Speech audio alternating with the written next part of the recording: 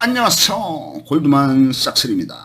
오늘은 고구려에 대해서 간단히 알아보겠습니다. 고구려는 기원전 37년부터 서기 668년까지 700년 동안 지속된 북방의 강국이 되겠습니다. 고구려의 1대 왕은 동명성왕 고주몽이 되겠죠. 그 다음에 28대 왕은 보장왕이 되겠습니다.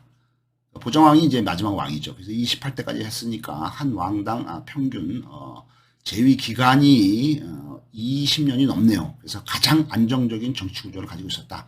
재위 기간이 20년이 넘는다는 것은 한 왕이 20년 동안 20년 넘게 통치를 했다는 것은 정치 구조가 상당히 안정되어 있는 나라였다는 것을 되있습니다. 정치가 안정이 되어 있으니까 백성들도 보다 더 넉넉한 편안한 삶을 살았다고 보겠습니다.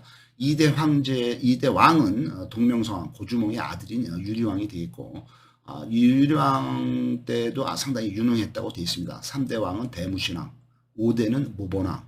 이 모본왕은 최악의 왕이라고 평가되고 있습니다. 6대가 태조왕.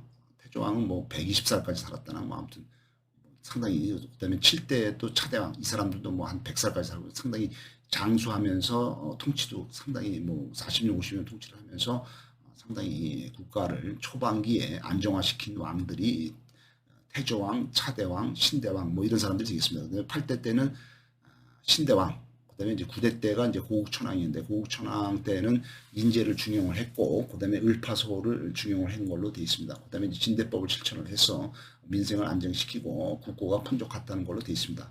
10대는 산상왕, 11대는 동천왕. 동천왕 때는 이제 그 저쪽에 그 위나라의 광구검한테 쫓겨서 동쪽으로 도망가고 막 이랬죠. 힘들었죠. 고구려가 왕이 막 도망다니고 있으니까 위나라의 그 광구검한테 쫓긴 거죠. 그다음에 15대 때는 미천왕, 16대 때는 고국원왕. 그다음에 이제 그 이 고국원왕 때 백제 근초왕한테 그 평양성을 뺏기고 전사를 한 것도 어려움을 겪죠. 그다음에 17대 때는 소수리왕. 소수리왕 때는 이제 불교가 처음 전파가 온 거죠. 그다음에 이제 19대 때는 이제 광개토대왕, 유명한 광개토대왕이 이제 그 고구려의 영토를 최대한 넓힌 왕이 되겠죠.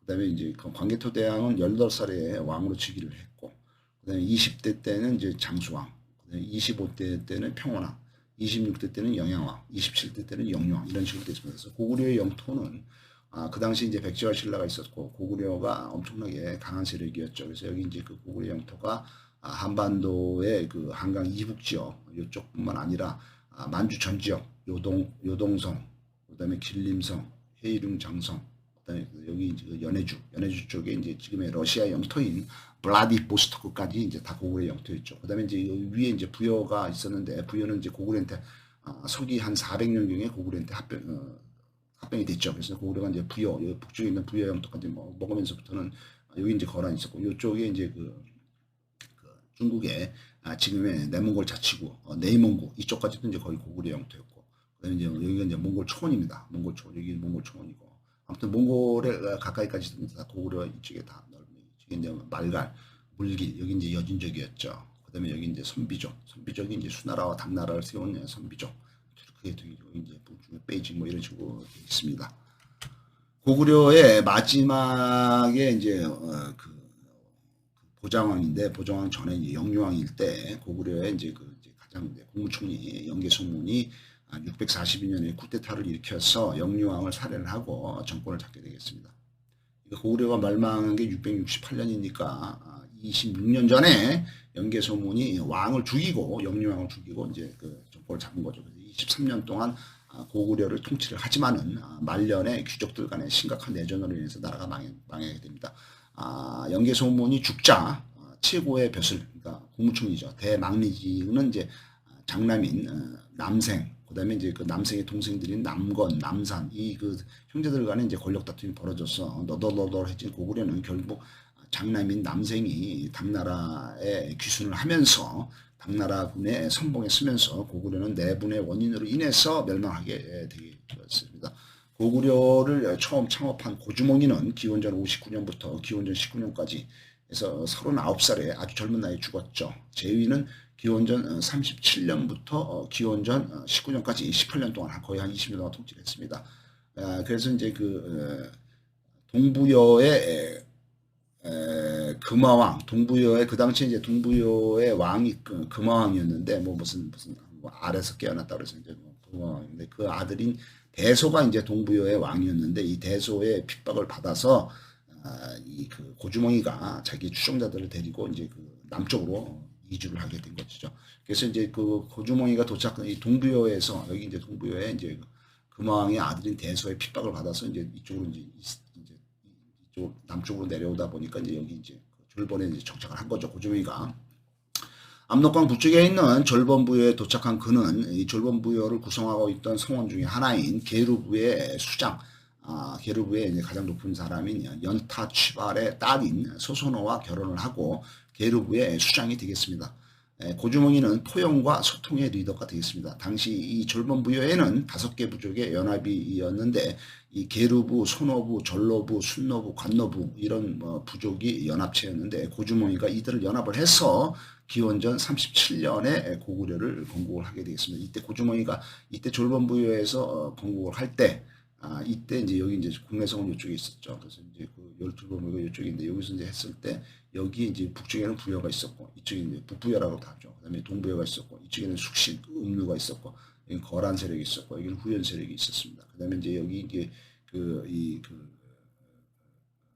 이쪽에 여기 이제 그 평안북도에 의주가 있죠. 신의주 건너편에 있는 도시가 이제 서안평이 되겠습니다. 서안평은 지금의 뭐 단동전도로 단동으로 이제 추측이 되죠. 서안평이 되겠습니다. 그래서 이제 이쪽에 이제 정착을 한 게 이제 고구려가 되겠습니다.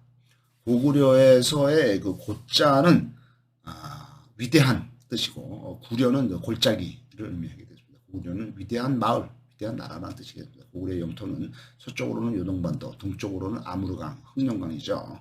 그다음에 북쪽으로는 내몽골 자치구, 그다음에 이제 중앙아시아, 남쪽으로는 한강까지 방대한 영토를 고구려가 700년 동안이나 통치를 한 걸로 되어 있습니다.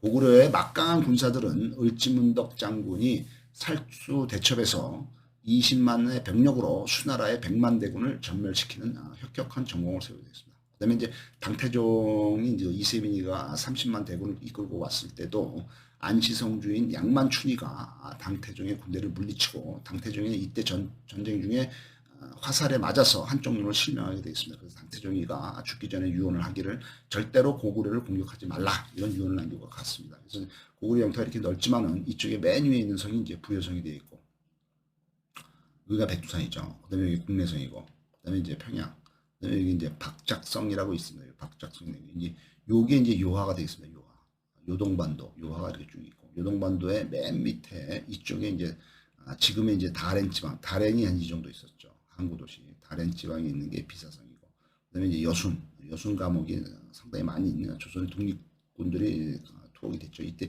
여기가 이제 여순, 리순이라고 하죠.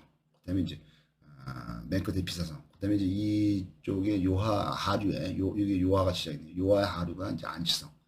그다음에 이제 이 뒤쪽에는 이제 오골성, 백암성, 요동성, 계모성, 현도성, 신성. 이게 다 고구려의 국방 최전선의 성들이 되겠습니다. 이 안시성 전투에서 당태종이가 한쪽 눈을 잃었다. 안시성이 이제 여기가 되겠습니다. 그래서 간단하게 백제가 아니라 고구려에 대한 역사를 알아봤습니다. 감사합니다.